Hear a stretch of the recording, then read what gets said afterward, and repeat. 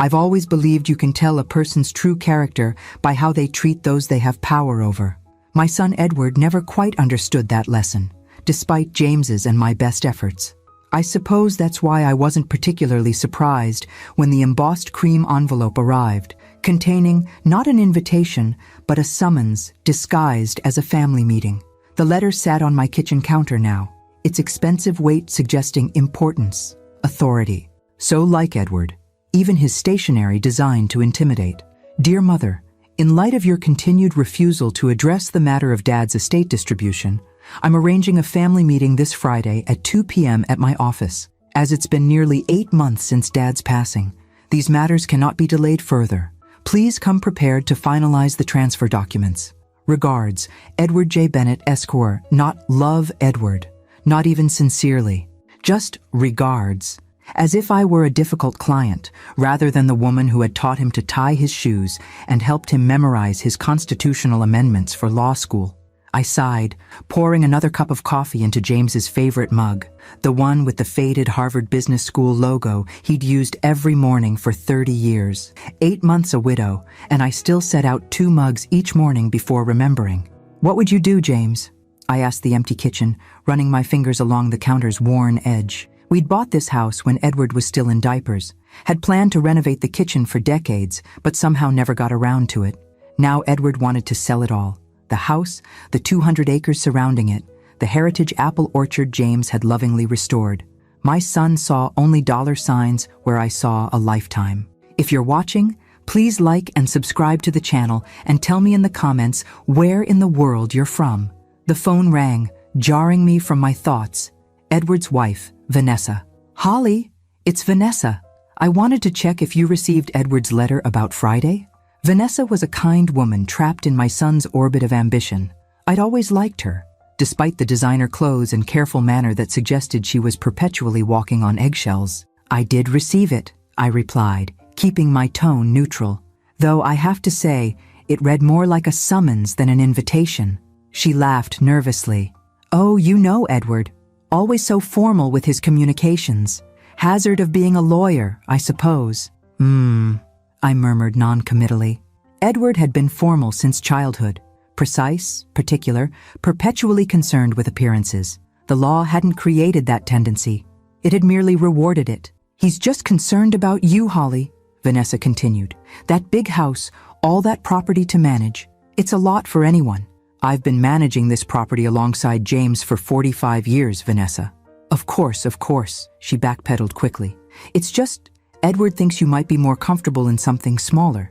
There's a lovely condo complex near us with excellent security and no maintenance worries. The script was familiar by now. Edward had been pushing variations of this argument since the funeral, that at 72, I was too frail, too incompetent, too overwhelmed to manage my own affairs, that the sensible thing would be to sell everything, move into a tidy senior-approved box, and let him handle the proceeds for my own good. What Edward really meant was that Oak Hill Farm was now worth millions thanks to suburban expansion, and he was impatient to claim what he considered his inheritance, conveniently forgetting that James and I had built everything together, that half had always been mine outright. Will you come on Friday? Vanessa asked, her voice tentative. Edward's quite determined to resolve things. I had no doubt about that. My son had inherited my stubborn streak, but none of my patience. When Edward wanted something, he pursued it with single-minded intensity until he got it. Usually, that quality had served him well in his career. This time, however, he'd miscalculated badly. Yes, Vanessa, I'll be there.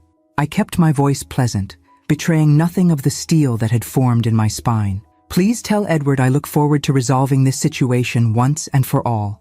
After hanging up, I walked to the antique secretary desk in the living room, unlocking the bottom drawer with the small key I kept on a chain around my neck.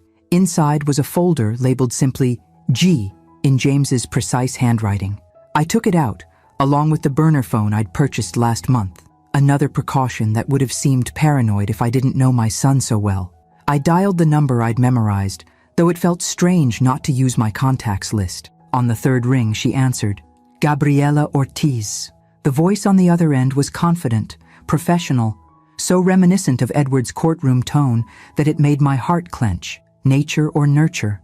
What traits had she inherited from the father who never knew her, and what had she developed despite his absence? "It's Holly," I said softly. "Edward has called a meeting for Friday. I think it's time." A pause. I could almost see her straightening her spine, squaring those shoulders that mirrored her father's. "Are you sure?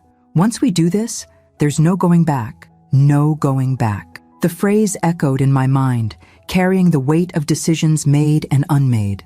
Edward walking away from a pregnant girlfriend at 20.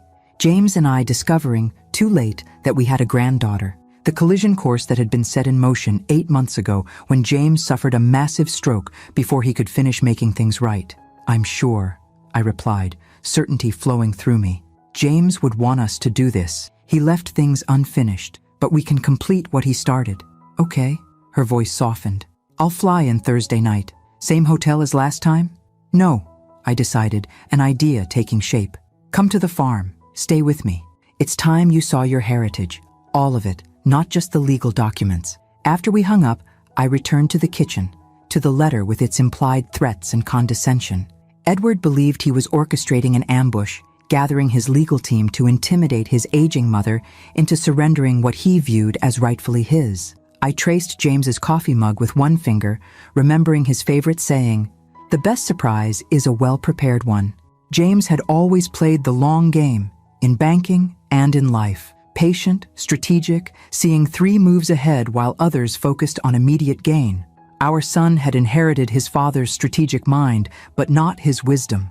Edward had arranged his legal chess pieces carefully, but he'd forgotten one critical fact. He'd learned the game from us. I picked up the phone one more time, dialing another number rarely used, but committed to memory. "Martin Crawford's office," a pleasant voice answered. "This is Holly Bennett. I need to speak with Martin about a legal matter we discussed last month. It's urgent." "Of course, Mrs. Bennett. He mentioned you might be calling. I'll connect you right away." As I waited, I looked out the window at the ancient oak tree James and I had planted the year we married.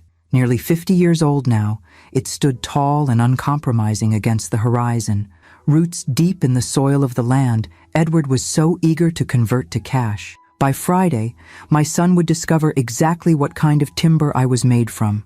And unlike the carefully crafted image he'd built of his befuddled, helpless mother, this revelation would be one he never saw coming.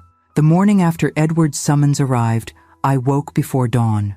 Sleep had become a fickle companion since James died, visiting briefly, then abandoning me to the quiet darkness and memories that seemed more vivid at 3 a.m.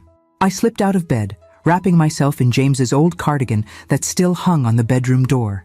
It had long lost his scent, but the worn elbows and loose threads carried the imprint of his movements, a ghost of his presence I couldn't bear to discard.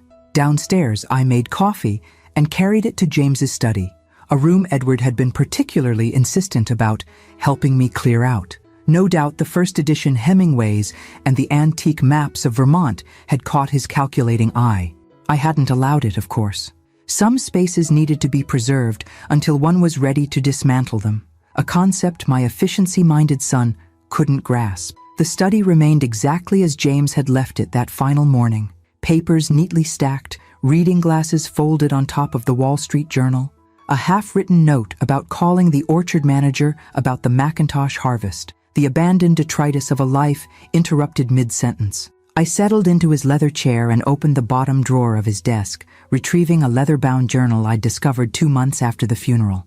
Unlike the meticulously organized financial records James normally kept, this journal contained something far more valuable: his private thoughts, particularly those about our son.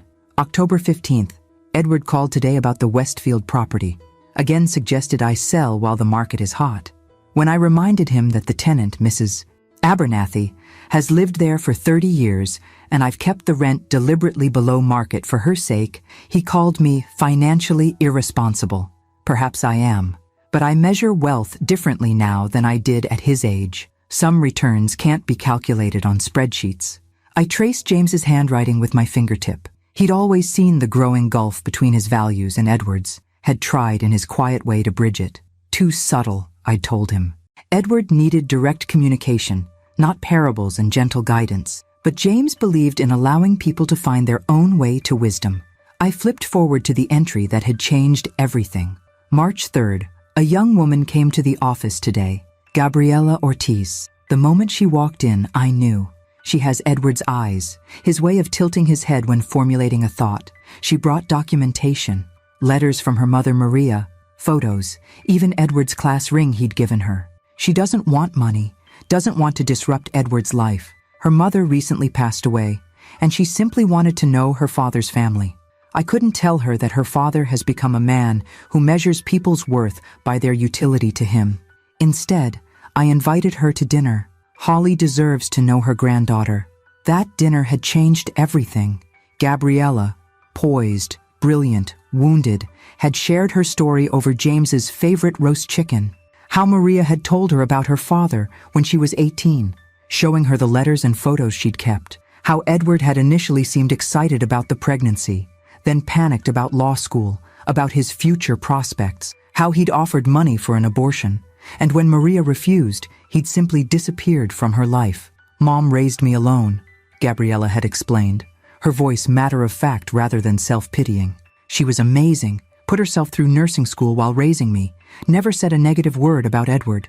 She just said he wasn't ready to be a father. And now? James had asked gently. Why seek us out after all this time? Gabriella's composure had wavered then. Mom died 6 months ago. Breast cancer.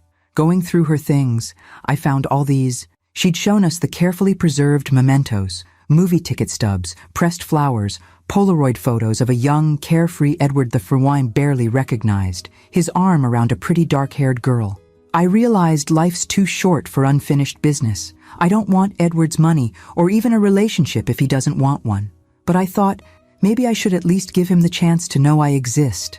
That night, after Gabriella left, James and I had talked until dawn.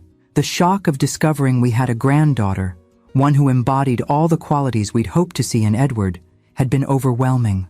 Her intelligence, her compassion, her resilience in the face of abandonment. James had wept for the years lost, for the birthdays and graduations missed. We have to tell Edward, I'd insisted. Not yet, James had countered. Gabriella isn't ready. She's still grieving her mother. And Edward, you know how he'll react. He'll see her as a threat, a potential claim on his inheritance. Let me get to know her first, make some legal arrangements. Then we'll find the right moment. The right moment never came. 2 months later, James collapsed in his beloved apple orchard, dead before the ambulance arrived. The unfinished business with Gabriella became another legacy I inherited, alongside the farm and the crushing absence of my husband. I closed the journal and returned it to its drawer. Outside, the first golden light of dawn was breaking over the eastern fields, illuminating the mist that hung in the hollows. James had loved this view, had often said that watching the day begin over land his great-grandfather had worked, grounded him in ways his banking career never could. My phone buzzed. A text message from Gabriella. Booked the 2:30 flight tomorrow. Should arrive at the farm by 6. Do we need to prepare anything specific for Friday? I smiled at her. We. In the months since James's death, Gabriella and I had formed a bond that sometimes made me forget how recently she'd entered my life. We'd started with awkward condolence calls after the funeral, progressing to weekly video chats, then her first visit to the farm last month. She was so much like James, thoughtful, observant, with an underlying steel that revealed itself when principles were at stake. I texted back, just bring yourself and that sharp legal mind. I have everything else we need, including, I thought with grim satisfaction, a few surprises Edward wasn't expecting. The rest of the morning passed in practical preparations. I called Martin Crawford, James's oldest friend and attorney, confirming our strategy for Friday. I retrieved documents from the safe behind James's bookshelves, the updated will he'd been working on, the trust documents he'd prepared, the letters he'd written to both Edward and Gabriella, but never delivered. At noon, my doorbell rang, unexpected, as the farm rarely received uninvited visitors. I opened it to find Vanessa standing awkwardly on my porch, a casserole dish in her hands. Vanessa, I said, genuinely surprised. Come in. She hesitated. I can't stay long. Edward doesn't know I'm here. She thrust the dish forward. I made your favorite, chicken divan. I thought, with the meeting tomorrow. The gesture touched me. Vanessa had always been caught in the middle, trying to bridge the growing distance between Edward and his parents. "Thank you," I said, taking the dish. "Would you like some tea at least?" She glanced nervously at her watch but nodded. In the kitchen, as I prepared the tea, she wandered restlessly, picking up framed photos, straightening items that didn't need straightening. "Holly," she finally said, her voice low, "I wanted to warn you. Edward has brought in Jeffrey Winters for tomorrow's meeting." My stomach tightened. Winters was a notoriously aggressive estate attorney known for bulldozing vulnerable seniors into unfavorable arrangements. "I see," I said, keeping my voice neutral as I set the tea before her. Vanessa twisted her wedding ring anxiously. "Edward says it's just to ensure everything is handled professionally, but..." She met my eyes directly for perhaps the first time in our relationship. "I don't like how he's approaching this. This is your home, your life." I covered her hand with mine. "Thank you for telling me, Vanessa, and for caring." Her eyes filled unexpectedly with tears. "I loved James. He was always kind to me, even when..." She trailed off, but I understood. Even when Edward wasn't. Even when family gatherings became tense with unspoken resentments. James had been the peacekeeper, the one who found common ground when Edward and I locked horns. After Vanessa left, I sat alone in the kitchen, considering this new information.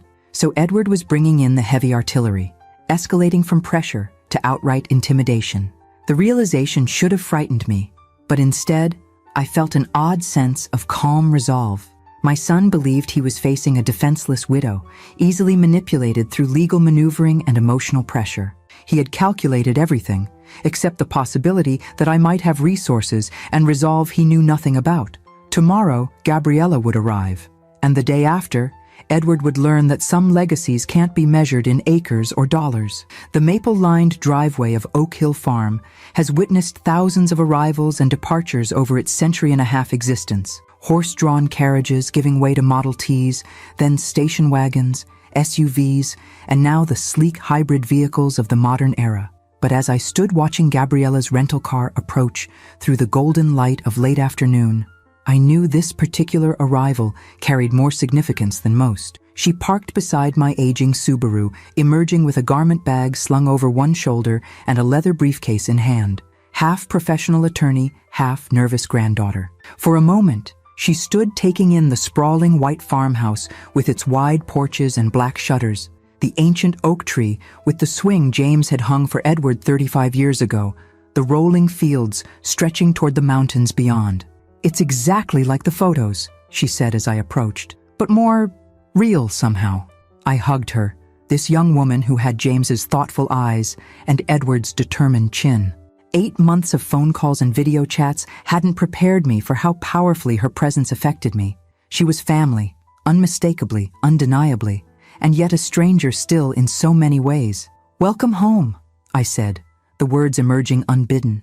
Her eyes widened slightly, and I worried I'd overstepped. "I mean, welcome to the farm. Home works too," she replied softly. "It feels right somehow." I showed her to the guest room, the one with the handmade quilt and the window seat overlooking the eastern meadow.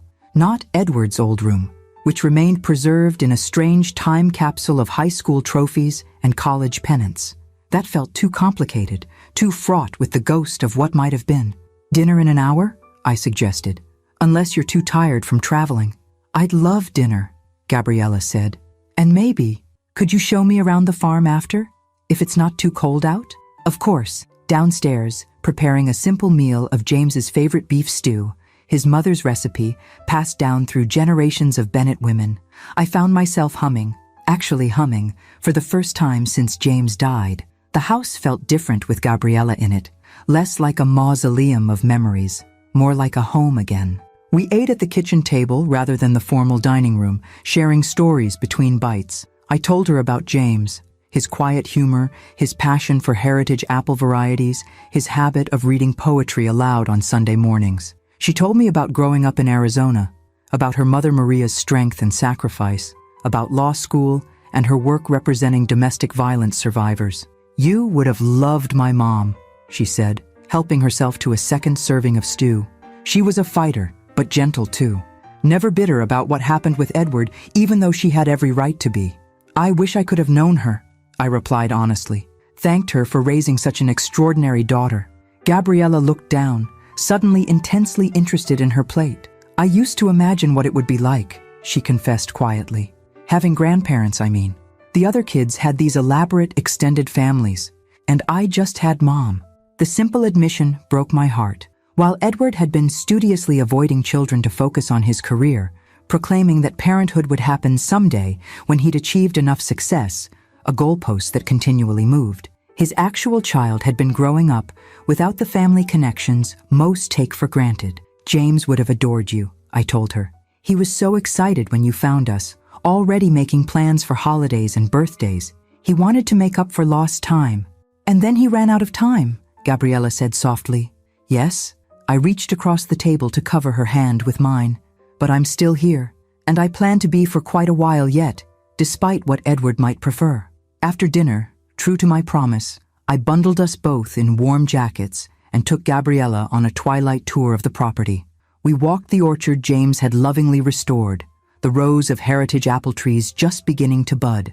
I showed her the old stone wall built by the first Bennett to farm this land, the pond where Edward had learned to swim, the small family cemetery where 6 generations of Bennetts rested beneath simple granite markers. And James? She asked, her breath clouding in the chill evening air. There, I pointed to the oak-covered hillside that formed the farm's eastern boundary. He loved that view, said it was the first thing he wanted to see when he woke up in heaven. My throat tightened unexpectedly. We scattered his ashes there.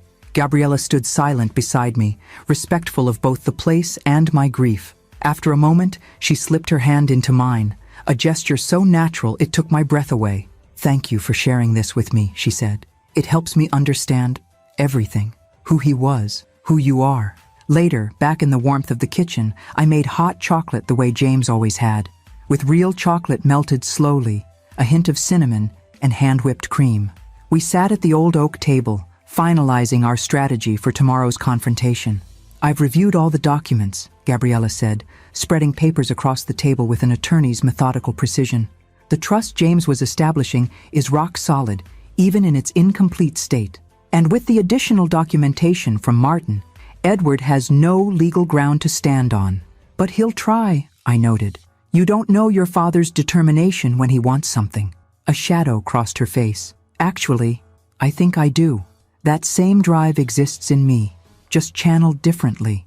I studied her in the warm kitchen light, this remarkable young woman who carried both James's compassion and Edward's fierce ambition, somehow balanced in a way my son had never achieved. Are you sure about tomorrow? I asked. Once we do this, there's no going back. Edward may never forgive either of us. Gabriella met my gaze steadily.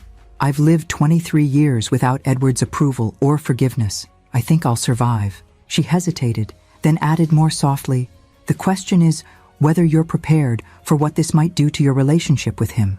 The question hung in the air between us, weighty with implications. My relationship with Edward had been complicated long before Gabriella entered our lives. The ambitious son who'd grown increasingly dismissive of his old-fashioned parents, who visited dutifully on holidays but checked his watch throughout dinner, whose calls invariably contained some suggestion about how we might better manage our affairs. Edward stopped seeing me clearly years ago, I said finally. He looks at me and sees a stereotype, a fragile old woman who needs his protection and guidance, whether I want it or not. I straightened my shoulders. Tomorrow isn't about punishing him. It's about making him see the truth. Gabriella nodded, understanding perfectly. The truth about me. About all of us, I corrected gently. About the consequences of his choices. About the fact that I'm still very much capable of managing my own affairs. About what family really means. We worked until nearly midnight, going over documents, rehearsing potential scenarios, preparing for Edward's likely counter-arguments. Gabriella thought like a litigator, anticipating moves and counter-moves with a strategic mind that reminded me so much of both James and Edward that it was occasionally disorienting. As we finally gathered our papers, Gabriella paused, a question clearly weighing on her. What is it? I prompted. Do you think... She hesitated, then pushed forward. Do you think he ever regretted it? Walking away from Mom? From me? The naked vulnerability in her question pierced me. Beneath the confident attorney was still a daughter, wondering why she hadn't been wanted. I considered my answer carefully. owing her honesty above comforting platitudes. I don't know if he regretted it, because I don't think he ever truly faced it, I said finally. Edward has always been skilled at compartmentalizing uncomfortable truths, but I do know this. Not knowing you has been the greatest loss of his life, whether he realizes it or not. She nodded, accepting this complicated answer with the grace I was coming to recognize as characteristic. We should get some sleep, she said, gathering her papers. Tomorrow will be intense. As I lay in bed that night, listening to the unfamiliar sounds of another person moving about my house, I thought about James and what he would make of all this. The confrontation ahead was not his style. He'd always preferred subtle influence to direct confrontation, but the stakes were too high now for gentle nudges and parables. Tomorrow, Edward would face the consequences of choices made 23 years ago, and I would finally stop being the mother he thought he knew. Dawn broke clear and cold over Oak Hill Farm, the April sun throwing long shadows across fields still touched with frost. I'd been awake since 5, my body refusing rest despite the late night. Old habits die hard. 45 years of farm living had programmed me to rise with the light, regardless of circumstance. I moved quietly through my morning routine, not wanting to disturb Gabriella. Coffee first, strong and black the way James always made it. Then the small rituals that anchored my days. Checking the weather forecast, scanning the farm's eastern fields for deer, watching the resident family of cardinals at the feeder James had positioned precisely so we could view it from the kitchen window. Good morning. I turned to find Gabriella in the doorway, already dressed in charcoal slacks and a crisp white blouse, her dark hair pulled back in a neat ponytail. Despite the professional attire, she looked young and somewhat vulnerable in the early morning light. You're up early, I observed, pouring her coffee into the blue pottery mug I'd set out hopefully.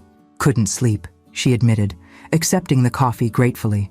Too many thoughts circling. She nodded toward the window. Besides, I didn't want to miss this. The sunrise here is spectacular. James never tired of it, I said, a familiar ache squeezing my heart. Even after 45 years. Some mornings he'd just stand here for 20 minutes, watching the light change over the fields. Gabriella joined me at the window, both of us silent for a moment, watching the eastern sky turn from pink to gold. Are you nervous? She asked finally. About today? I considered the question seriously.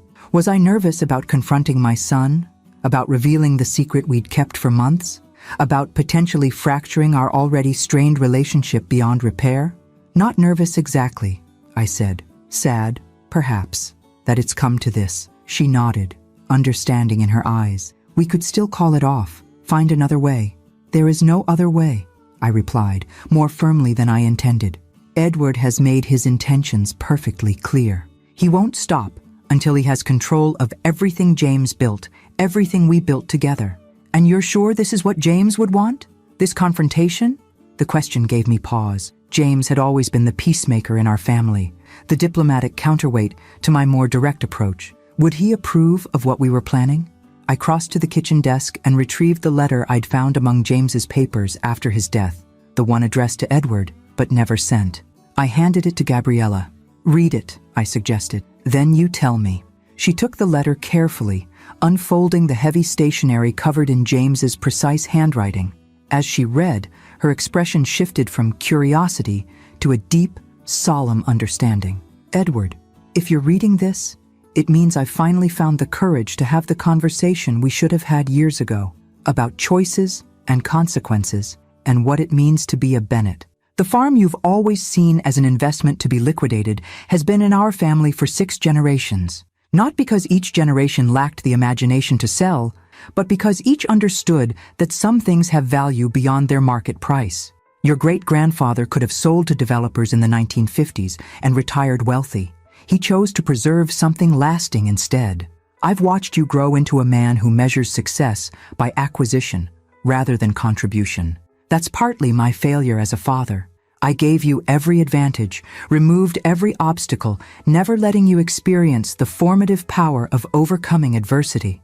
Your mother warned me we were making things too easy for you. As usual, she was right. There's something you need to know. Someone, rather. 3 months ago, I met your daughter. The letter continued for another page, James explaining how Gabriella had found them, his initial shock, his growing relationship with their granddaughter, and finally, his disappointment in the choices Edward had made as a young man. She is everything we ever hoped you would become. Brilliant, compassionate, principled. She wants nothing from us, which makes me all the more determined that she should have everything she deserves. Not just material inheritance, but connection to her heritage, her family history, the legacy that is rightfully hers. I've always loved you, son. Even when I've struggled to understand the man you've become, I hope you can find your way back to the values your mother and I tried to instill. I hope you can find the courage to know your daughter and let her know you.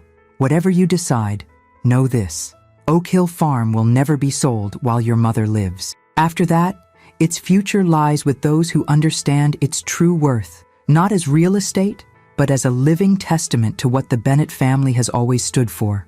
With hope and love still, Dad. When Gabriella finished reading, she carefully refolded the letter and handed it back to me, her eyes bright with unshed tears. I think, she said softly, that this answers my question. I returned the letter to its envelope, my resolve strengthened. James hadn't lived to have the conversation he'd planned with Edward, but he'd made his wishes clear. Today, we would fulfill them. We spent the next hour reviewing our strategy once more, going through documents, confirming details with Martin Crawford by phone. At 9, Gabriella excused herself to change into what she called her courtroom attire, a tailored navy suit that transformed her from James's granddaughter to a formidable legal opponent. Perfect, I said when she reappeared. Edward won't know what hit him. She smiled, but I caught the flicker of uncertainty beneath her professional composure. Do you think he'll recognize me? I mean, immediately? The question caught me off guard. I'd been so focused on the legal and financial aspects of our confrontation that I'd given little thought to the personal, emotional impact, especially on Gabriella. I don't know, I admitted. He might see the resemblance right away, or he might be too focused on the business at hand to notice at first. I studied her face, seeing the unmistakable Bennett features, the straight nose, the determined chin, the expressive eyebrows that James had also possessed. But once you tell him who you are, he won't be able to unsee it. She nodded, squaring those shoulders in a gesture so reminiscent of Edward preparing for a difficult case that it made my breath catch. I've imagined this moment for years, she confessed. Meeting him, what I'd say, how he'd react. I thought I'd worked through all those feelings in therapy, but being here, knowing I'll actually face him today. I crossed to her, taking her hands in mine. You don't owe him anything, Gabriella. Not your presence, not your forgiveness, certainly not your emotional labor.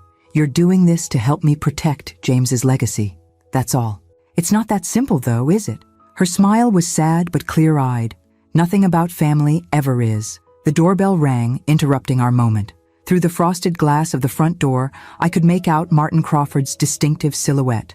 Right on time, I said, releasing Gabriella's hands and smoothing my own carefully chosen outfit. Not the comfortable slacks and sweater Edward would expect, but a tailored dress in deep burgundy that I'd last worn to a banking dinner with James 2 years ago. Armor of a different sort. Martin entered with his characteristic brisk energy, setting his briefcase on the hall table and enveloping me in a quick hug. At 78, he remained sharp as ever, his legal mind undiminished by age, something Edward would soon discover. Holly, he said warmly, then turned to Gabriella with a smile of genuine pleasure.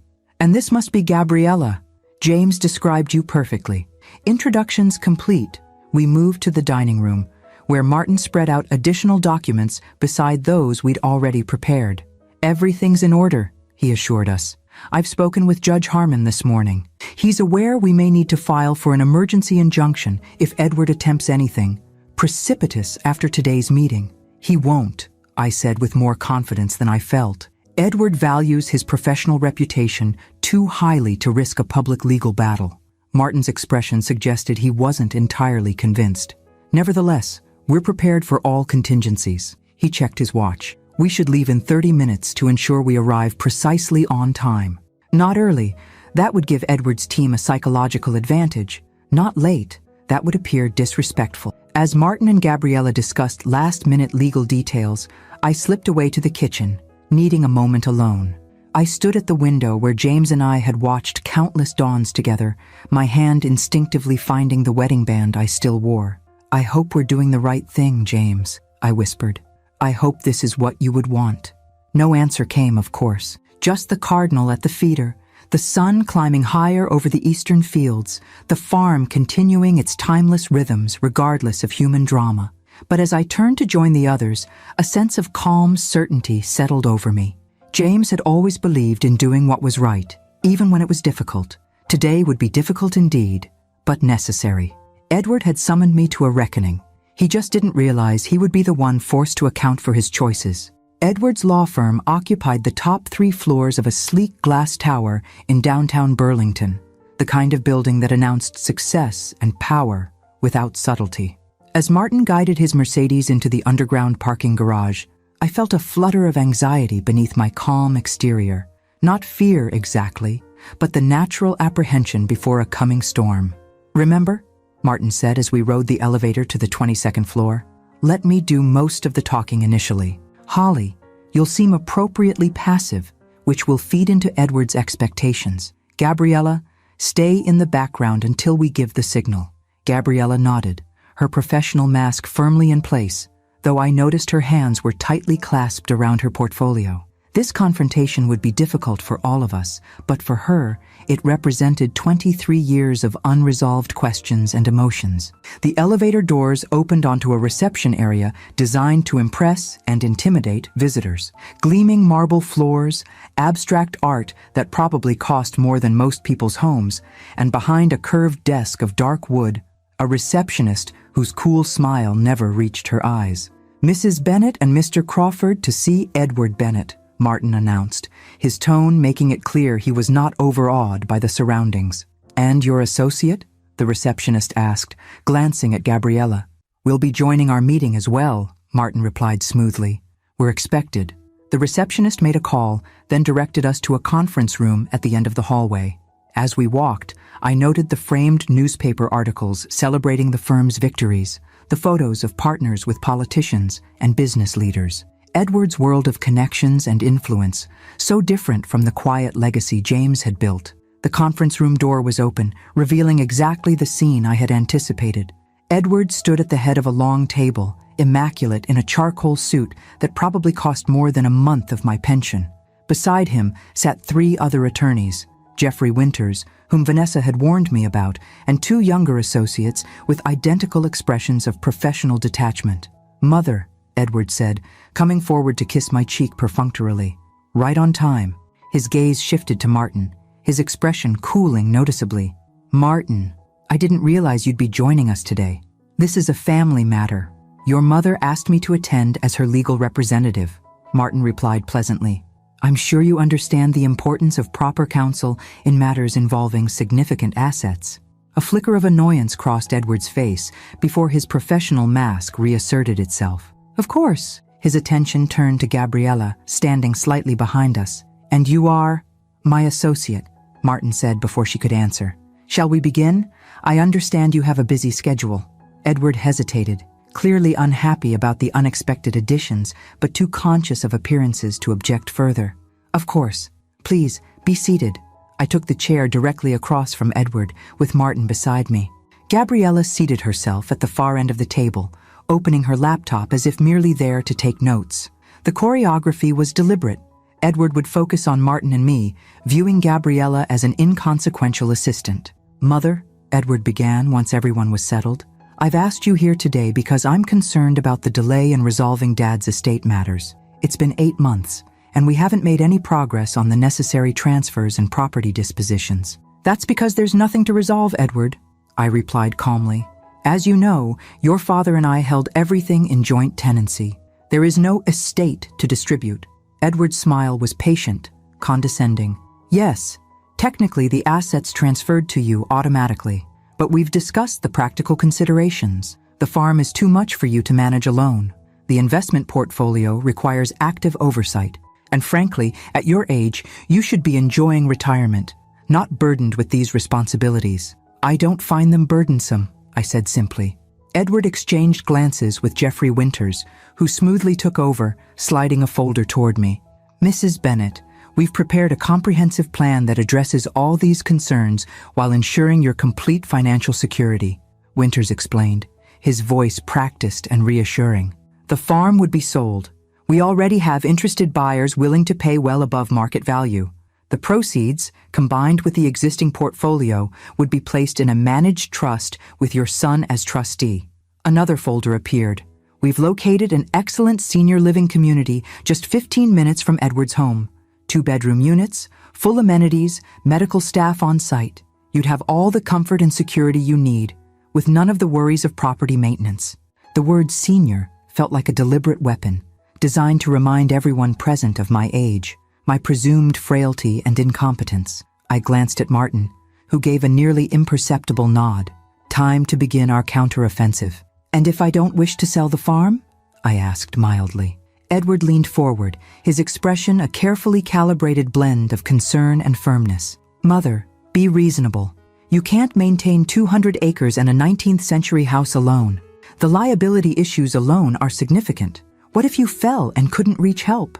I'm quite capable of using the cell phone you insisted I carry, I pointed out. This isn't about a phone, Edward said, an edge creeping into his voice. It's about facing reality. Dad always handled everything. The finances, the property decisions, the big picture planning. You managed the household. That worked for your generation, but now you need to adapt. The condescension in his tone made my spine stiffen, but I maintained my calm exterior. James and I made decisions together, Edward. I may not have been the public face of our financial matters, but I was always a full partner in them. Jeffrey Winters intervened smoothly. Mrs. Bennet, no one is questioning your competence. We're simply suggesting a practical arrangement that relieves you of unnecessary burdens while preserving your financial security. Martin cleared his throat. Perhaps we should be more specific about this arrangement, the documents you've prepared. May I? He reached for the folders, scanning their contents with practiced efficiency. Ah yes, a revocable trust with Edward as sole trustee, with full discretionary powers over all assets. Essentially, Mrs. Bennet would be surrendering control of everything she and James built together, with only Edward's goodwill ensuring her continued comfort. Edward's jaw tightened. That's a deliberately misleading characterization, Martin. Is it? Martin raised an eyebrow, his manner deceptively mild. Page 4, paragraph 3 explicitly grants the trustee, you, absolute discretion without limitation regarding investment decisions, property disposition, and distribution of funds. He looked up, meeting Edward's gaze directly. In plain English, your mother would be completely dependent on your judgment and goodwill. She's my mother, Edward snapped. Obviously, I would act in her best interest. The way you acted in Gabriella's best interest? The words left my mouth before I could reconsider, hanging in the suddenly silent room like a thunderclap. Edward's expression froze, his complexion paling visibly. Who is Gabriella? Instead of answering, I looked toward the end of the table. Gabriella closed her laptop and stood, moving to stand beside me. Up close, the resemblance to Edward was unmistakable. The same determined jawline, the same penetrating gaze. Nature asserting itself across decades of separation. "Hello, Edward," she said, her voice steady, despite the emotion I knew she must be feeling. "I believe the last time you saw me, I was approximately the size of a lima bean." Edward stared at her, comprehension dawning in his eyes, alongside something like panic. This is absurd. Mother, what kind of stunt are you pulling?" "No stunt, Edward," I said quietly. "Gabriella is your daughter, Maria Ortiz's child, the one you walked away from 23 years ago." The younger associates exchanged uncomfortable glances while Jeffrey Winters maintained his professional composure, though his eyes darted calculatingly between Edward and Gabriella. "That's," Edward began, then faltered, his legendary courtroom eloquence deserting him. "That's impossible.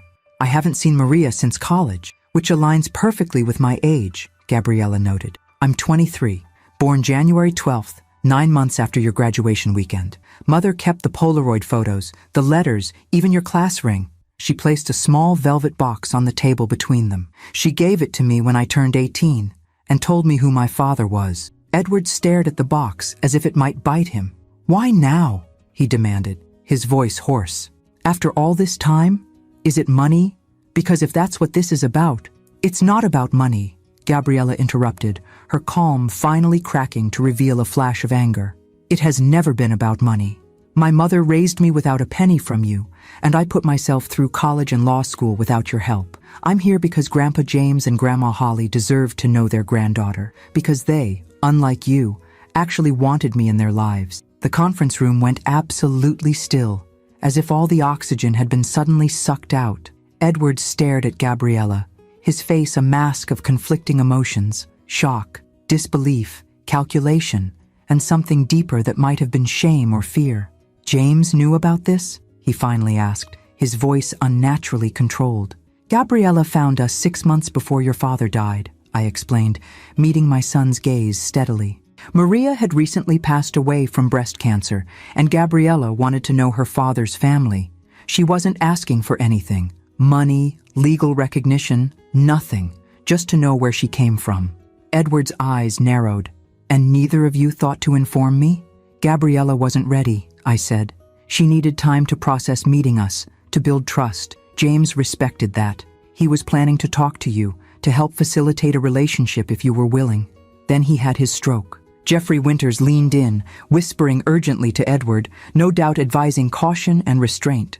The other attorneys looked profoundly uncomfortable, suddenly unwilling participants in an intensely personal family drama. Edward regained his composure with visible effort, lawyers' instincts reasserting themselves. This is all very unexpected, but it doesn't change the purpose of today's meeting. We're here to discuss the disposition of my father's estate. Actually, it changes everything, Martin said mildly, sliding another folder onto the table. James may not have finalized his new estate plan before his death, but he did execute several legally binding documents.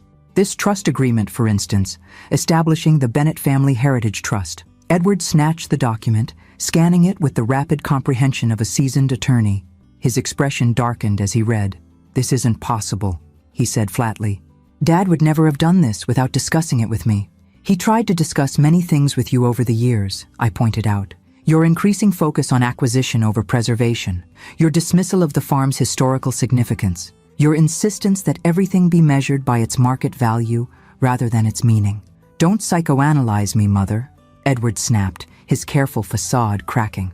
"This supposed trust, even if it's legitimate, isn't properly funded. The transfer documents were never executed." Martin smiled slightly. "That's where you're wrong.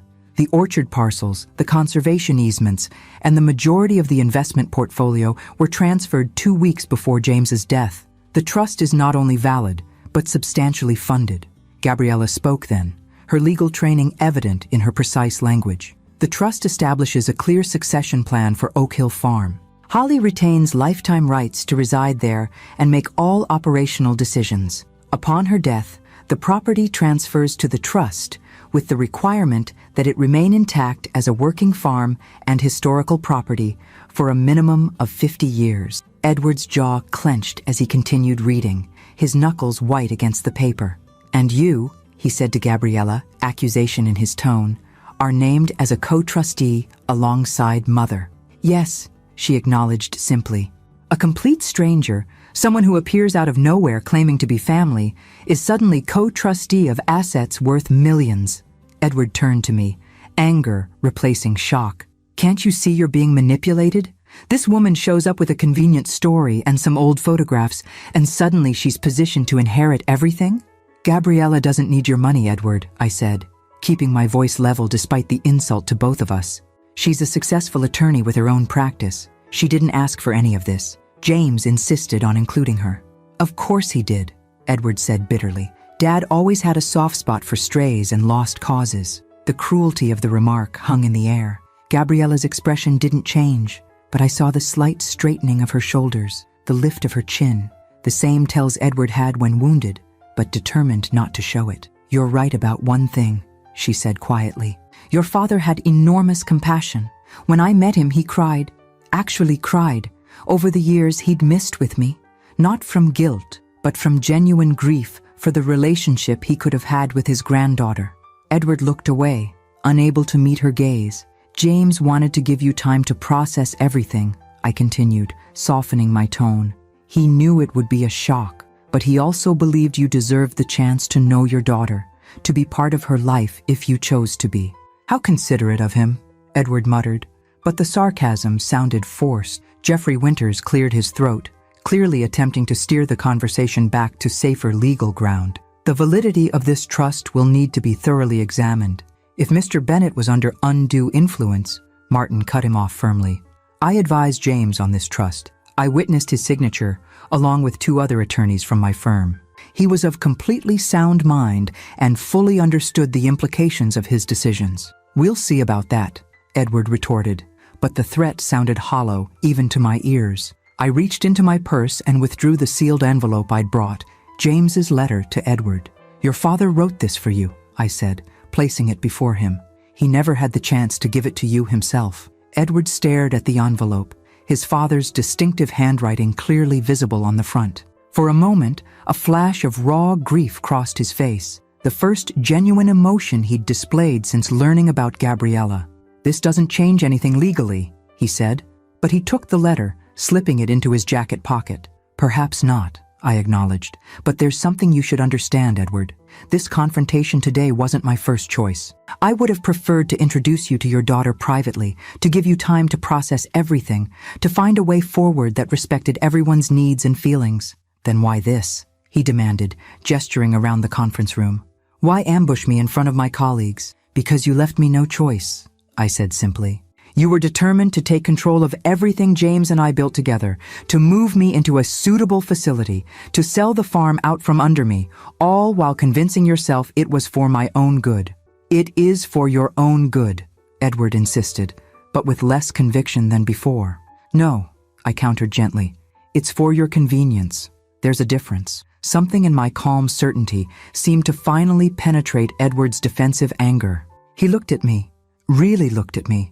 Perhaps for the first time in years, not as a problem to be managed, an aging parent to be accommodated, but as a person with agency and wisdom of my own. You really won't sell, he said, a statement rather than a question. Never, I confirmed. Not while I live. That farm is my home, Edward. It's where I raised you, where I loved your father, where I intend to spend my remaining years. It's not just real estate, it's the physical embodiment of our family's history. A heavy silence fell over the room. The younger associates looked as if they would rather be anywhere else. Jeffrey Winters was making notes, no doubt already calculating new legal strategies. But Edward sat motionless, his gaze moving between me and Gabriella, seeing the unmistakable family resemblance, the truth he could no longer deny. I need time to process this, he finally said, his voice uncharacteristically subdued. Of course, I agreed. That's all any of us asked for. Time to understand, to adjust, to find a path forward that respects everyone's needs. And if I want DNA testing? He challenged, a last attempt at control. Gabriella met his gaze unflinchingly. I've already submitted samples to 3 separate testing facilities. The results are in that folder. She nodded toward the portfolio Martin had placed before Edward. But you don't need science to tell you what your eyes already confirm. Edward looked at her, really looked at her, perhaps for the first time. I saw the moment of recognition cross his face, the undeniable acknowledgement of his own features reflected back at him. We'll adjourn for today, he said finally, the lawyer taking refuge in procedural formalities. My team will need to review all these documents thoroughly. Of course, Martin agreed pleasantly. We're available to answer any questions that arise. As the meeting broke up, Edward remained seated, staring at the documents before him. I hesitated, then touched his shoulder lightly. Read your father's letter, I said softly. He loved you, Edward.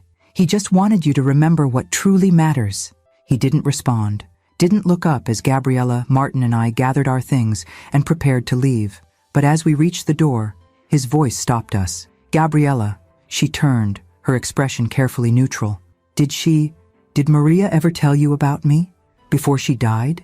Something softened in Gabriella's face. She said you were brilliant, ambitious, that you could persuade anyone of anything when you set your mind to it. A pause. She also said she never regretted having me, even if it meant losing you.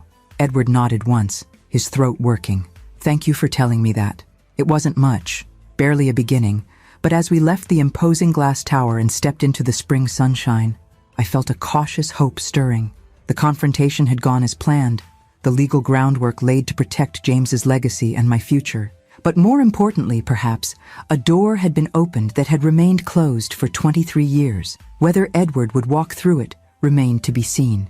The drive back to Oak Hill Farm passed in thoughtful silence, each of us processing the confrontation in our own way. Martin dropped us off with a promise to call the next day, leaving Gabriella and me alone with the afternoon stretching before us. Tea? I suggested as we entered the kitchen, the familiar ritual a comfort after the emotional intensity of the morning. That would be nice, Gabriella agreed, slipping off her suit jacket and draping it over a kitchen chair, a small, unconscious gesture of relaxation that warmed my heart. She was becoming comfortable here, in this house, with me.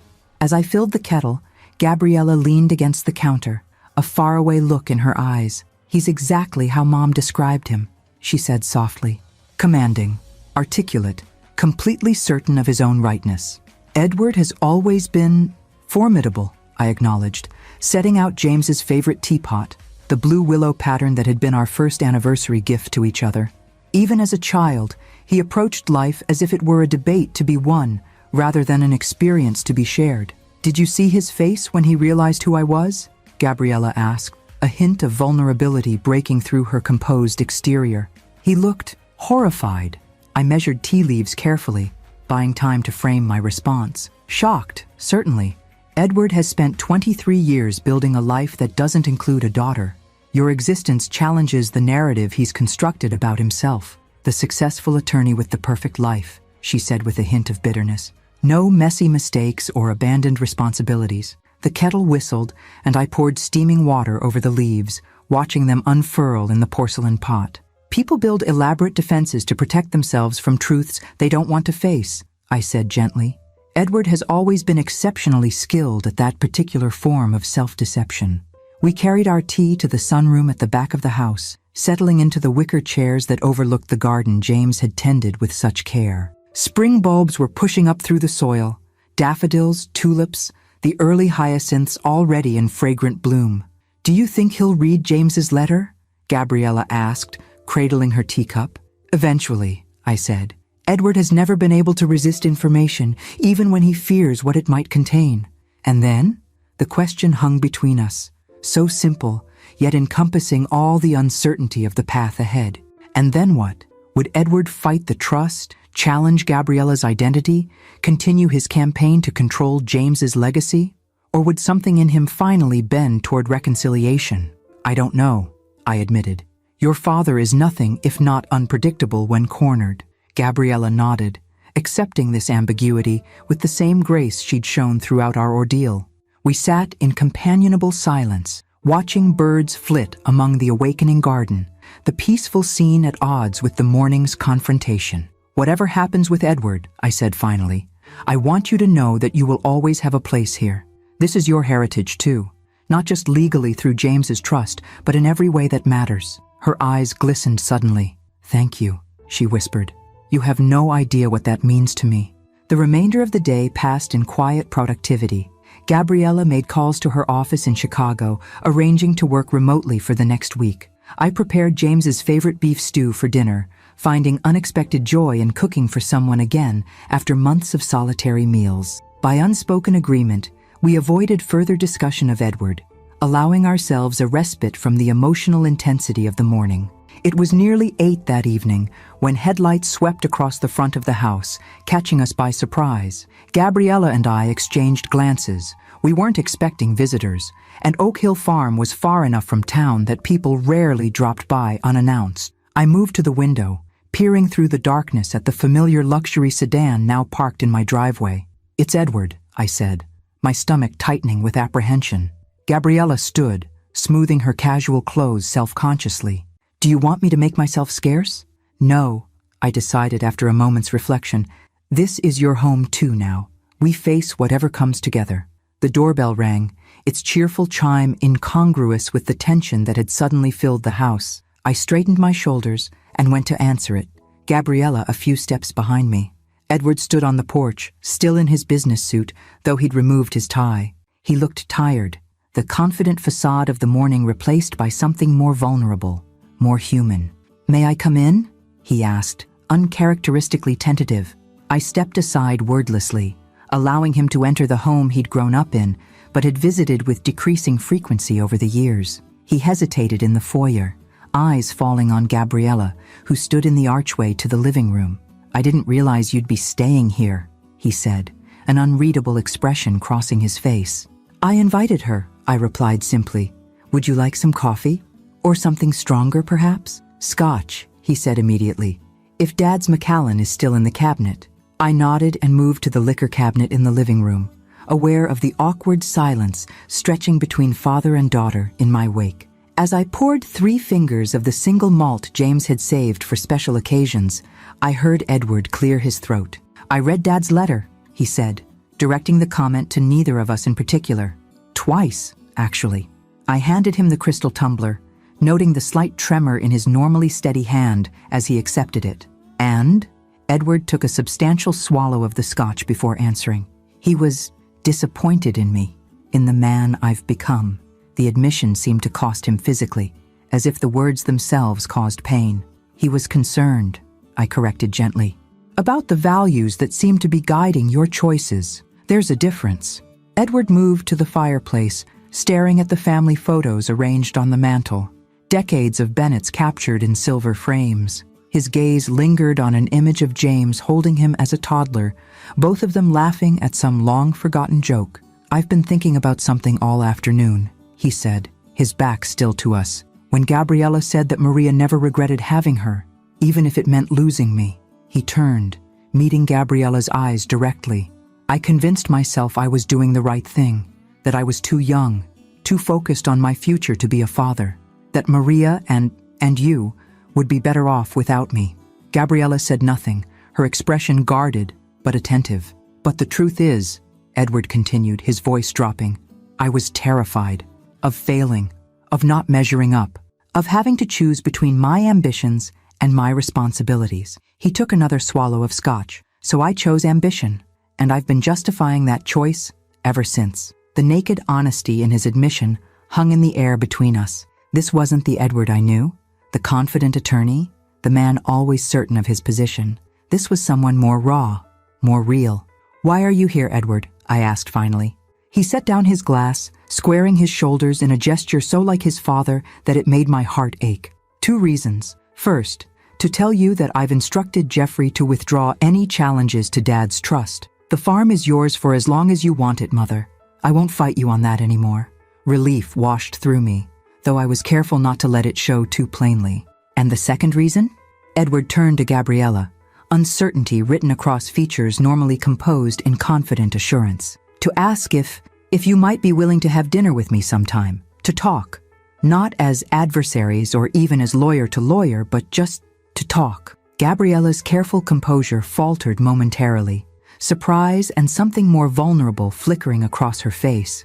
"Why?" she asked simply.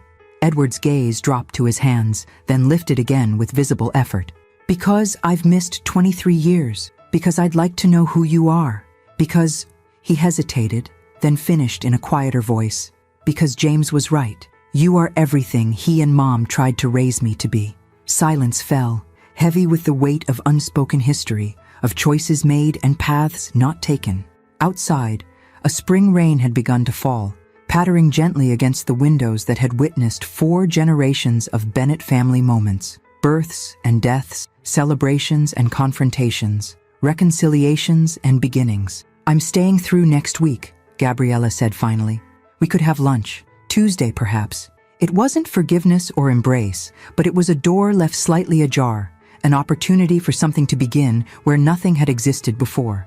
Edward nodded, visible relief softening his features. "Tuesday. Thank you." As I watched them, father and daughter, strangers bound by blood and separated by choices made before Gabriella drew her first breath, I felt James's presence more strongly than I had since his death. He would have approved of this moment, this tentative step toward healing. The evening ended without drama or declarations, just a quiet agreement to meet again, to begin the delicate work of building a relationship from ashes 2 decades cold. Edward left as he had arrived, alone, uncertain, but perhaps carrying something he hadn't possessed when he'd entered: hope. After he'd gone, Gabriella and I sat in the kitchen, sharing the last of the evening's tea. "Are you okay?" I asked, studying her composed face for signs of the turmoil she must be feeling.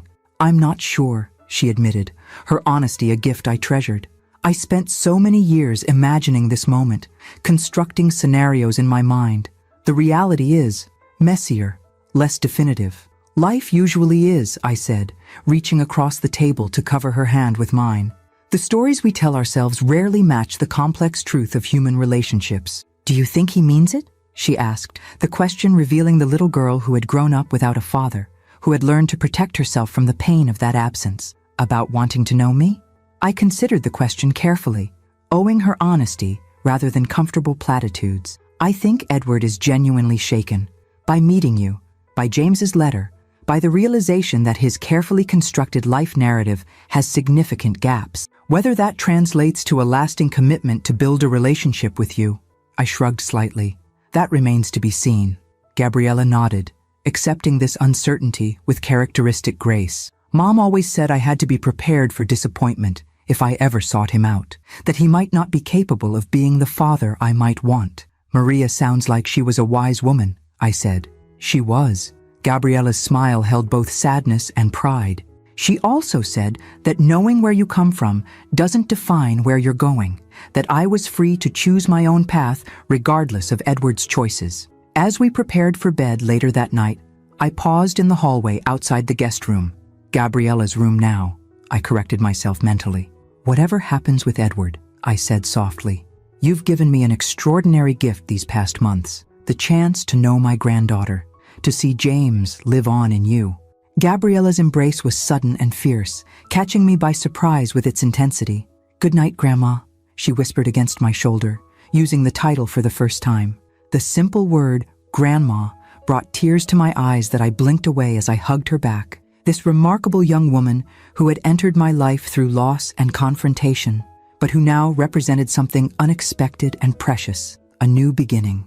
April melted into May, bringing the extravagant renewal that Vermont spring bestows after the long winter. The apple orchard James had so lovingly restored burst into fragrant bloom, each tree a cloud of white and pink blossoms humming with bees. The world around Oak Hill Farm seemed determined to demonstrate the cycle of renewal, of life continuing despite loss. Gabriella had extended her stay, working remotely from James's study, which we'd rearranged together to accommodate her laptop and legal files. Watching her at his desk, her dark head bent in concentration, just as his used to be, brought a bittersweet ache of recognition. Nature's echoes asserting themselves across generations. Tuesday's lunch with Edward had gone, well, perhaps gone was the most accurate description. Neither disaster nor triumph, but a careful, stilted exchange between genetic strangers trying to find common ground. They'd met again the following week, and then again. Small steps on an unmapped journey. This morning, Gabriella had driven into Burlington for a fourth meeting with Edward, this time at his house rather than the neutral territory of restaurants they'd used before. I tried not to hover anxiously, to give her the space to develop whatever relationship with her father might be possible, but concern was a mother's and grandmother's prerogative. To distract myself, I had tackled the garden beds along the east side of the house, clearing winter debris and preparing the soil for summer planting. The physical labor felt good, a reminder that at 72, I was still capable of creating and nurturing, still firmly rooted in this land that had sustained Bennetts for generations. I was so absorbed in my work that I didn't hear the car approach, only becoming aware of visitors when voices carried across the lawn, Gabriella's light tone and another deeper one that took me a moment to identify. Edward.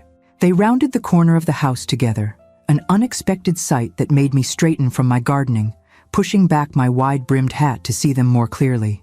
Edward had shed his usual business attire for casual slacks and a light sweater. Gabriella was gesturing animatedly as she showed him something on her phone, both of them smiling, a tableau I would have considered impossible mere weeks ago. "Mom," Edward called, spotting me among the garden beds. Gabriella's been showing me her plans for the eastern acreage. The community garden concept is brilliant. I glanced at Gabriella, who shrugged with a small smile. I mentioned some ideas I've been working on. Edward had some useful input about zoning regulations. They approached as I pulled off my gardening gloves, brushing soil from my knees. Up close, I noticed something different about Edward. A relaxation around his eyes, a looseness in his shoulders that had been absent for years. Decades, perhaps. I didn't expect to see you today, I said, trying to keep the surprise from my voice. Impromptu decision, Edward admitted. After lunch, Gabriella mentioned the orchard would be in full bloom. I realized I haven't seen it in spring since before law school, probably. The casual admission of his long absence from the seasonal rhythms of Oak Hill struck me. Edward had gradually distanced himself from the farm, from the land that had nourished his childhood, as he'd built his professional identity. Each visit home had grown shorter, more perfunctory, until they became obligatory holiday appearances rather than genuine homecomings. The orchard is spectacular right now, I agreed. Your father would have been out there every morning, checking each tree like an expectant father. A shadow crossed Edward's face at the mention of James, but it passed quickly. I remember. He used to say you could tell which varieties would have the best harvest by how they bloomed. The northern spy trees are particularly magnificent this year, I said, surprised and touched that he remembered this detail from his childhood. Would you like to see them? Edward nodded, and together the three of us walked the familiar path toward the orchard. I watched them surreptitiously, father and daughter, so alike in their measured strides and straight posture, yet still cautious around each other, maintaining a careful physical distance despite their apparent comfort in conversation. The orchard spread before us in ordered rows, each tree James had selected and tended now a testament to his vision and patience. Some varieties were over a century old, heritage stock he'd located through agricultural colleges and specialist nurseries, determined to preserve genetic diversity that commercial farming had abandoned for more profitable, uniform crops. It's even more beautiful than I remembered, Edward admitted, stopping to examine a particularly exuberant Macintosh tree, its blossoms vibrating with industrious bees. The eastern section is new, I explained, pointing toward younger trees, still establishing themselves. Your father planted those 5 years ago. They won't reach full production for another few seasons. Always playing the long game, Edward murmured, planting trees whose best harvests he might never see. The observation hung in the fragrant air, weighted with understanding beyond the literal. James had always thought in terms of legacy, of contributions that would outlive him.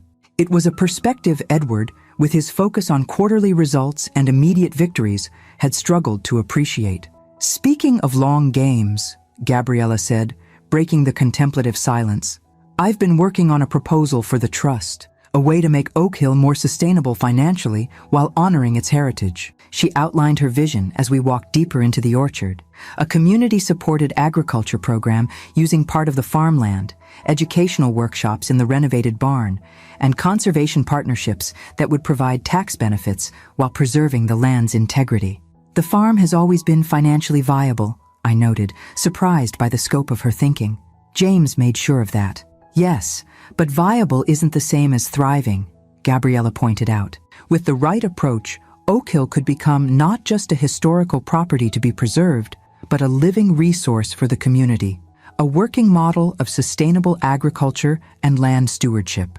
As she spoke, I recognized James in her vision, his practical idealism, his belief that good business and good stewardship weren't mutually exclusive. But I also heard echoes of Edward's strategic thinking, his ability to structure complex arrangements for maximum benefit. Edward listened intently, occasionally asking pointed questions that revealed he was taking her ideas seriously. When she finished, he nodded thoughtfully. The conservation easement structure is particularly elegant, he acknowledged. I know several clients who've implemented similar arrangements. I could introduce you to them if you'd like. The offer, a simple professional courtesy between colleagues, represented something profound in the context of their fragile new relationship. Not emotion or personal connection yet, but respect, recognition of shared intellectual terrain. I'd appreciate that, Gabriella said, matching his professional tone, though I caught the pleased surprise in her eyes. We continued walking, eventually reaching the granite bench James had placed at the orchard's highest point, offering a view across the entire property. By unspoken agreement, we all sat, the three of us sharing the space that had been James's favorite thinking spot. Dad would sit here for hours sometimes, Edward said unexpectedly, especially when he had a difficult decision to make. He claimed the perspective helped clear his mind. He brought me here on my first visit, Gabriella said softly, told me stories about the farm, about the Bennett family history, About you as a little boy, racing through the orchard playing elaborate games of make-believe. Edward looked startled. He told you about me? About my childhood? Of course he did, Gabriella replied, her voice gentle but matter-of-fact. You're his son. He was proud of you, even when he disagreed with your choices. Something vulnerable flashed across Edward's face before he looked away, out across the rolling land that had shaped his early years. I should have come home more often, he said finally, made more time, asked more questions while he was still here to answer them. The simple admission, hedged with neither justification nor defensiveness, struck me silent. This wasn't the Edward who had summoned me to his office weeks ago, the son who had viewed me as a problem to be managed. This was someone more reflective, more authentic. We all have regrets, I said after a moment. James wasn't perfect either. He struggled to express his deeper feelings, to tell people what they meant to him directly. Like the letter, Edward said, the one he never gave me. Yes, I agreed. Like the letter. A comfortable silence settled over us, broken only by the gentle hum of bees among the blossoms and the distant call of a red-winged blackbird from the meadow below. 3 Bennets connected by blood and history, each carrying private thoughts, yet sharing this moment of quiet communion in the orchard James had loved. It wasn't resolution, or happily ever after. Edward and Gabriella were still feeling their way toward whatever relationship might be possible. The wounds of abandonment and missed opportunities couldn't be healed in a few weeks of cautious interaction. But sitting there, watching a tentative spring sun illuminate these 2 faces I loved, one familiar from birth, one newly precious to me, I felt James's presence more strongly than I had since his death. And with it came a certainty. Whatever came next, we were finally moving in the right direction, tending to the human orchard of family with the same patient care James had given his beloved trees. Some harvests take decades to come to fruition, but the waiting, as James always said, makes the eventual sweetness all the more profound. Summer settled over Oak Hill Farm with a languid authority, transforming the landscape from the tentative greens of spring to the lush abundance of full-growing season. The orchard's blossoms had long since fallen, tiny fruits now swelling where flowers had been, each tree fulfilling the promise of its springtime display. 2 months had passed since our confrontation in Edward's office. 2 months of careful conversations, of boundaries tested and respected, of a family reconfiguring itself around truths long buried. Gabriella had extended her remote work arrangement indefinitely, moving her most essential belongings from Chicago to what we now both simply called her room at Oak Hill. Not a temporary accommodation, but a place that was genuinely hers. Edward, to my continuing surprise, had become a regular presence at the farm. His visits started as weekly lunches with Gabriella, then expanded to include Sunday dinners. Occasionally, he would arrive unannounced, laptop in hand, asking if he could work from the porch for the afternoon to escape the office air conditioning. Small steps, tentative reaches toward connection, each one significant in the context of the distance that had grown between us over the decades. Today was special, though, the first Bennett family gathering since James's funeral. Martin Crawford was coming for dinner, along with Vanessa and, most significantly, Edward and Vanessa's closest friends, Richard and Karen Maxwell, who had never been told about Gabriella's existence. Tonight would mark Edward's public acknowledgement of his daughter, a statement that couldn't be unmade. Gabriella and I spent the morning cooking together, preparing James's favorite summer menu, herb-roasted chicken, new potatoes from our garden, and the season's first corn. As I showed her how to make my mother-in-law's legendary Parker house rolls, the easy rhythm of our movements around the kitchen struck me as miraculous. This relationship that might never have existed had circumstances unfolded differently had become one of the most natural and nourishing connections in my life. "Are you nervous about tonight?" I asked as we set the dining room table with the good china, a task that had once seemed pointless for just myself, but now felt right for our expanding family circle. Gabriella considered the question, carefully placing crystal water glasses at each setting. "A little," she admitted. "The Maxwells have known Edward forever. They'll have questions I may not be ready to answer." "You don't owe anyone your story," I reminded her gently. "I know." She smoothed the linen tablecloth with careful hands. "But if Edward is ready to acknowledge me publicly, I want to honor that step.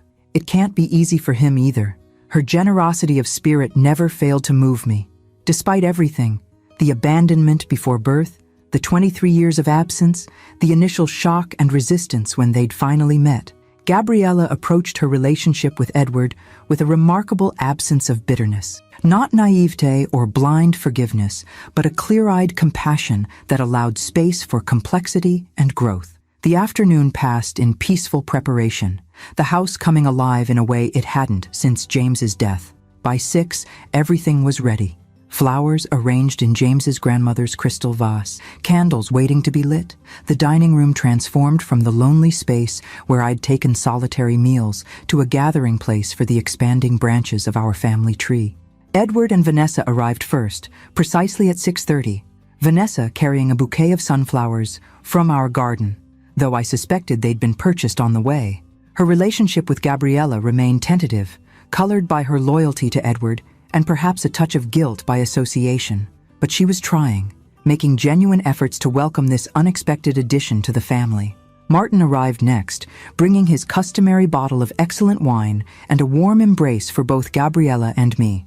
Since our confrontation with Edward, he'd become more than James's old friend and our attorney. He was now a regular visitor to Oak Hill, occasionally joining us for Sunday dinner or stopping by with legal updates that inevitably led to hours of conversation on the porch. The Maxwells pulled up last, their arrival visible through the front windows. I caught Gabriella's eye across the room, noting the slight straightening of her shoulders, the imperceptible lift of her chin, subtle tells of tension she'd inherited from Edward. I moved to stand beside her, a silent gesture of support as Edward went to greet his friends. Richard and Karen Maxwell had been part of Edward and Vanessa's social circle for nearly 15 years, fellow lawyers, dinner party companions, vacation partners for ski trips to Colorado and summers on Cape Cod. They were among the handful of people Edward genuinely considered friends rather than useful professional connections. I watched through the window as Edward spoke to them briefly before leading them toward the house, his posture conveying a gravity that suggested he'd already begun the explanation that would continue inside. Karen's expression shifted from confusion to shock to intense curiosity in the span of seconds. When they entered, there was a moment of palpable tension as all eyes turned to Gabriella. She stood tall beside me, her smile polite but reserved, waiting to take her cues from Edward. "Richard, Karen," Edward said, his voice steady, though I detected the slight throat clearing that had betrayed his nervousness since childhood. "I'd like you to meet Gabriella Ortiz, my daughter." The simple declarative sentence hung in the air. No qualification, no distancing language, just the straightforward acknowledgement of relationship.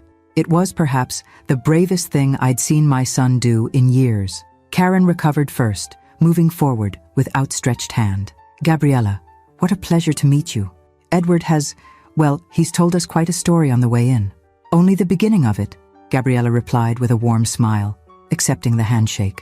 "I'm still learning the middle parts myself." The initial awkwardness dissolved as we moved to the porch for pre-dinner drinks, conversation flowing more easily than I dared hope.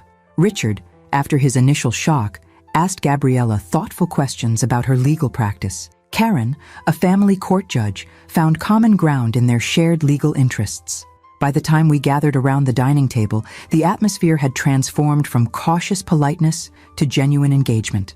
As I served James's favorite summer meal, I found myself watching Edward, the son I'd sometimes felt I was losing to ambition and distance.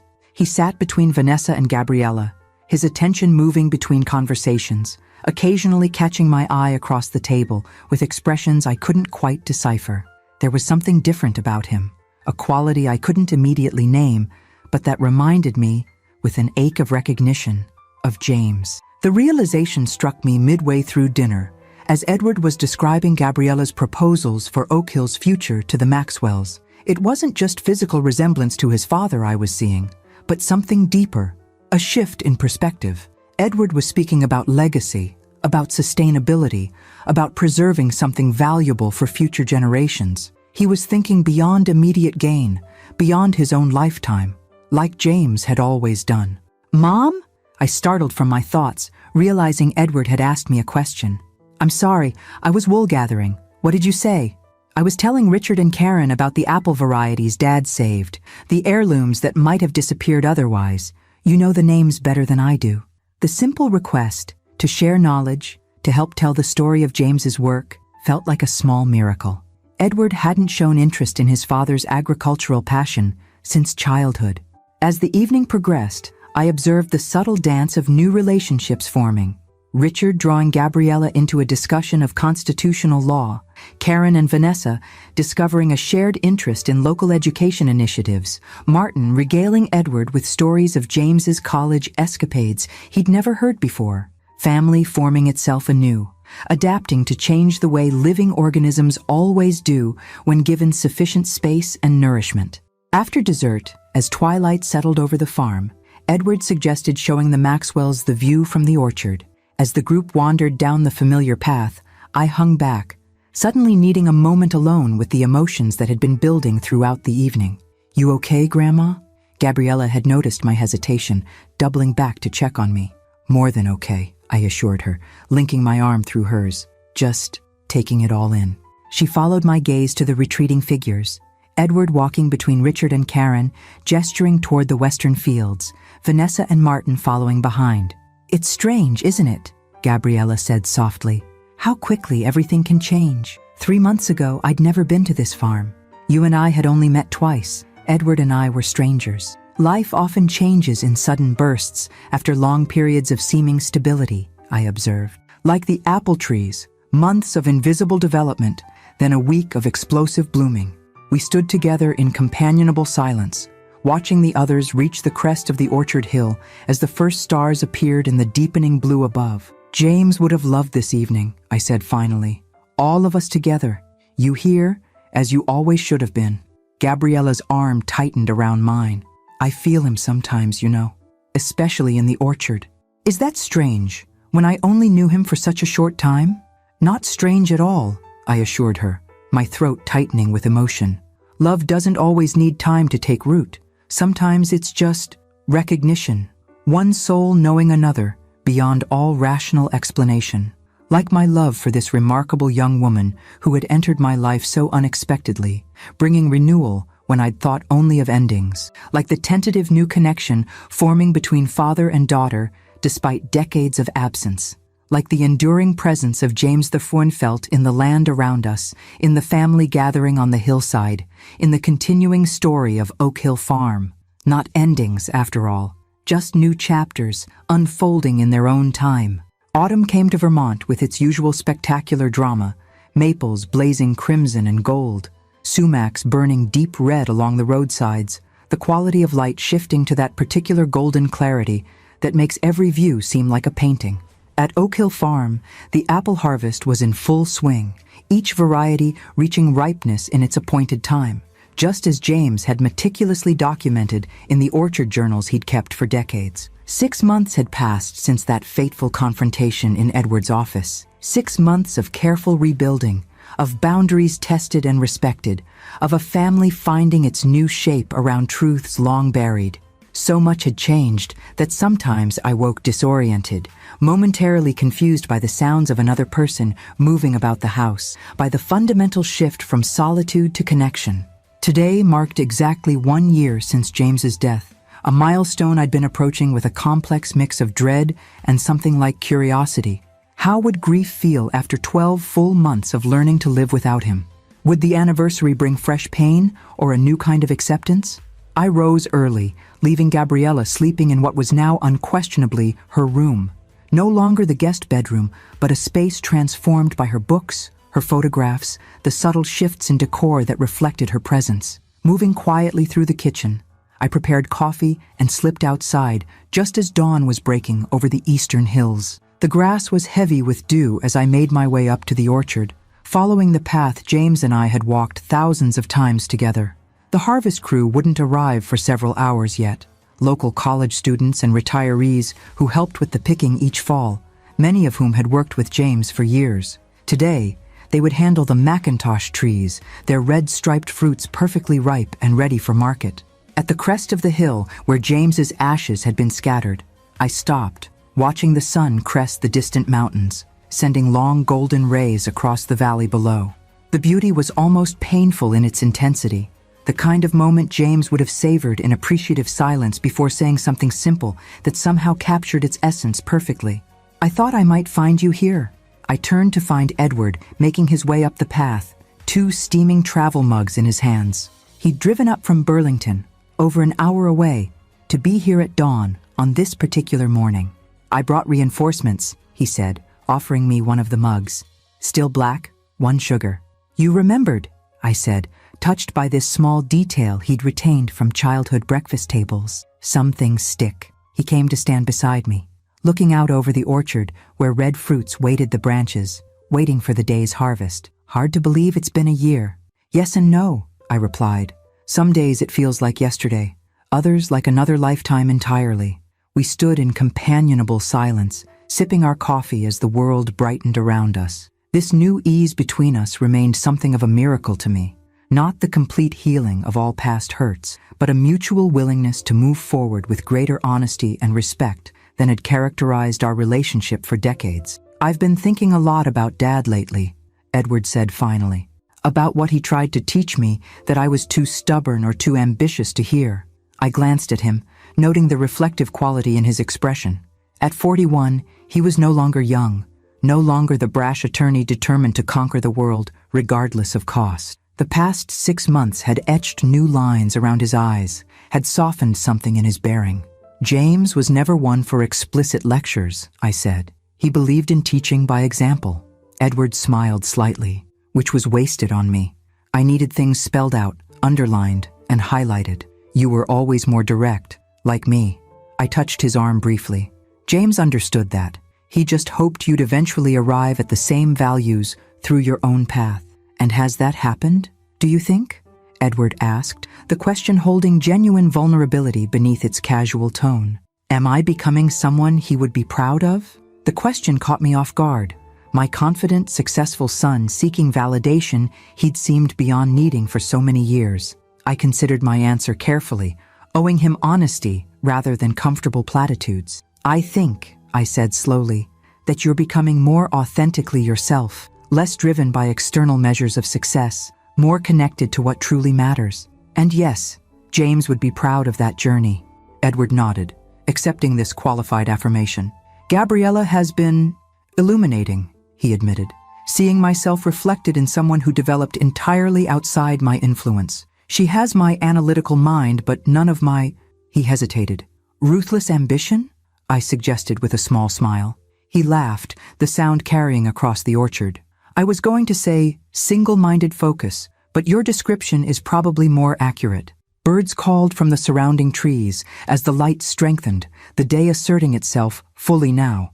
Below us, the first vehicles were arriving, the harvest crew beginning another day of the ancient agricultural rhythm that had sustained Oak Hill for generations. "I should go help them get set up," I said, finishing the last of my coffee. "Actually," Edward said, "that's why I came so early.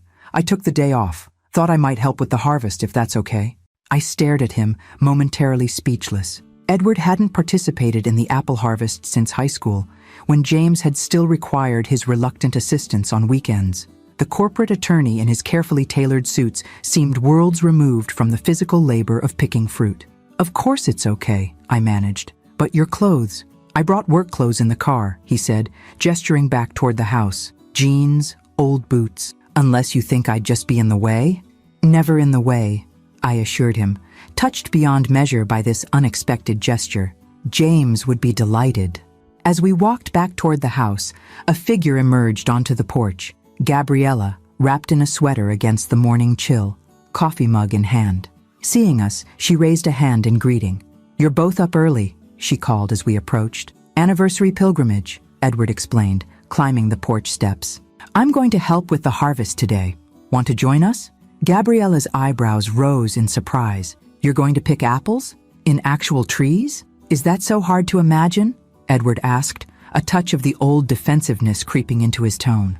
"Honestly? Yes," she replied with the direct honesty that characterized their still-evolving relationship. "But I'd love to see it. Count me in." An hour later, the 3 of us joined the harvest crew in the Macintosh section, each assigned a tree and equipped with picking bags and ladders. I watched surreptitiously as Gabriella demonstrated to Edward the proper picking technique, a twist upward rather than a pull, preserving the fruit spur for next year's crop. She'd learned from me earlier in the season, absorbing the orchard's rhythms and requirements with the same thoughtful attention she brought to everything. "You're a natural," I told her, as we worked side by side, the autumn sun warming our shoulders. "Apparently apple appreciation is genetic," she replied with a smile, along with stubbornness and analytical thinking. By midday, the three of us had established a comfortable rhythm, moving from tree to tree, our conversation flowing easily between practical matters and deeper reflections.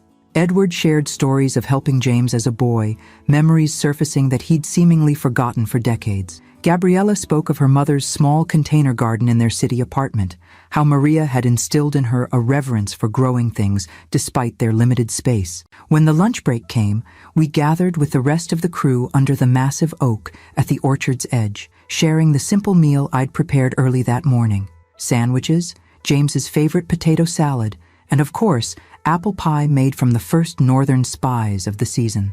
"This was Dad's favorite day of the year," Edward remarked, leaning back against the oak's massive trunk. "Macintosh harvest." He claimed they were the perfect balance of sweet and tart, just like life itself. "He used that metaphor with me too," Gabriella said, surprise evident in her voice. "During one of our first conversations, he said the best apples, like the best people, have complexity, sweetness balanced with something sharper and more interesting."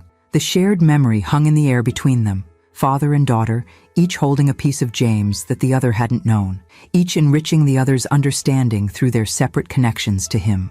As the afternoon harvest continued, Martin Crawford arrived, followed by Vanessa, who had driven up separately after a morning appointment. They joined us briefly among the trees, Martin gamely picking a few apples before declaring himself more suited to paperwork than agriculture. Vanessa, taking photographs of the three of us working together. By sunset, the Macintosh harvest was complete, the fruits of our labor carefully stored in wooden crates ready for market. We gathered once more on the hilltop where we'd begun the day, watching as the western sky painted itself in spectacular oranges and pinks.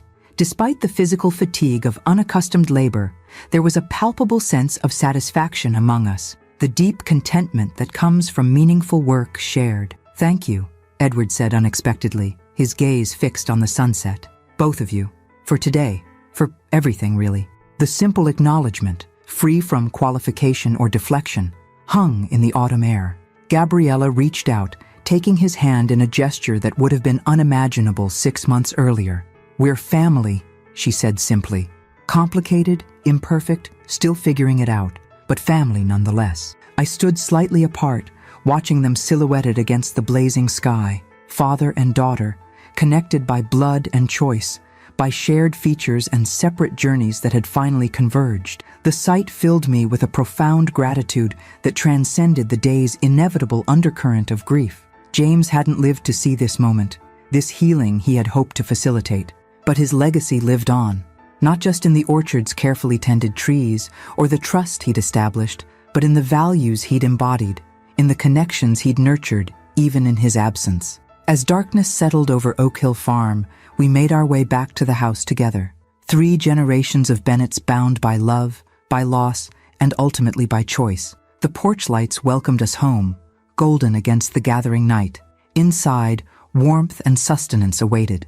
Tomorrow would bring its own challenges and joys, its own opportunities to choose connection over convenience, understanding over advantage. James had always said that the true measure of an orchard wasn't a single season's harvest, but its ability to produce fruit year after year, nourishing generations beyond those who had planted the first trees. Standing on the porch between Edward and Gabriella, watching stars appear in the velvet darkness above our family's land, I understood at last what he had meant. Some legacies can't be measured in acreage or assets. The most valuable inheritances are the ones that continue growing long after we're gone. In the hearts and choices of those we've loved, in the connections that endure and evolve, in the wisdom passed from one generation to the next, like a precious heirloom, gaining value with each careful transfer. "Are you coming inside, Mom?" Edward asked, holding the door. "Yes," I said, turning toward the light, toward family, toward all that remained to be discovered. "I'm coming." Thank you very much for watching. Share with those who also like stories, subscribe, and tell me in the comments if you liked my story. Cheers. Và thật lòng mà nói, cảm giác đó là hoàn toàn hợp lý. Bởi vì những câu chuyện này không chỉ là giải trí, chúng gắn với lịch sử thật, những khó khăn thật, những cảm xúc thật. Nên mình luôn cố gắng không bao giờ tiếp cận chúng một cách hời hợt. Mọi thứ trên kênh này, dù là hư cấu, đều được xây dựng từ sự cẩn trọng, từ việc học hỏi, từ việc lắng nghe, từ việc cố gắng thấu hiểu.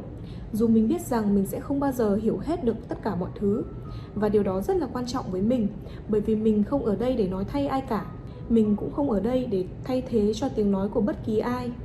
Mình ở đây như một người kể chuyện, một người tin rằng nếu câu chuyện được kể bằng sự tôn trọng và chân thành thì nó có thể tạo ra sự kết nối thay vì chia rẽ. Và điều đó thực sự có ý nghĩa với mình. Mình cũng muốn bạn biết rằng mình luôn học hỏi. Mỗi bình luận, mỗi góc nhìn, mỗi phản hồi mình đều đọc, đều suy nghĩ và cố gắng cải thiện. Vì vậy nếu có điều gì mình làm chưa tốt, mình luôn sẵn sàng lắng nghe. Không phải để tranh luận, không phải để bảo vệ cái tôi, mà là để hiểu hơn và làm tốt hơn. Bởi vì cuối cùng, kênh này không phải là chỉ về mình. Nó là về những gì chúng ta có thể cùng cảm nhận được. Là về một không gian nơi tình yêu không bị giới hạn bởi màu da, bởi định kiến hay bởi những khuôn mẫu mà xã hội đặt ra. Là về việc cho thấy rằng sự kết nối, một sự kết nối thực sự có thể tồn tại ngay cả trong những hoàn cảnh mà người ta nghĩ là không thể. Và có lẽ thế giới này cần nhiều điều đó hơn nữa, nhiều sự thấu hiểu hơn, nhiều sự đồng cảm hơn, nhiều sự cởi mở hơn để nhìn nhau như những con người trước khi nhìn vào sự khác biệt. Vì vậy, khi bạn xem xong video này, mình không chỉ muốn bạn nhớ câu chuyện, mình muốn bạn nhớ cảm giác mà nó mang lại, những khoảnh khắc khiến bạn dừng lại, những khoảnh khắc khiến bạn suy nghĩ, bởi vì chính những điều đó mới thực sự có ý nghĩa. Nó nhắc chúng ta rằng dù chúng ta khác nhau về xuất phát điểm, về văn hóa, về trải nghiệm, chúng ta vẫn có thể kết nối với nhau theo những cách vượt qua tất cả những điều đó. Và đó là một điều rất mạnh mẽ. Nếu câu chuyện này đã chạm đến bạn, dù chỉ một chút thôi, thì cảm ơn các bạn rất nhiều vì đã ở lại đây với mình. Cảm ơn các bạn vì đã lắng nghe, đã cảm nhận và đã là một phần của không gian này. Và mình hy vọng các bạn sẽ tiếp tục đồng hành cùng mình trong những câu chuyện tiếp theo. Những câu chuyện về tình yêu, về sự can đảm và về sức mạnh của việc dám kết nối trong một thế giới đầy rào cản. Hẹn gặp lại các bạn ở những câu chuyện tiếp theo. Hãy giữ cho trái tim mình luôn rộng mở và đừng bao giờ đánh giá thấp sức mạnh của một tình yêu dám vượt qua mọi giới hạn. Bye!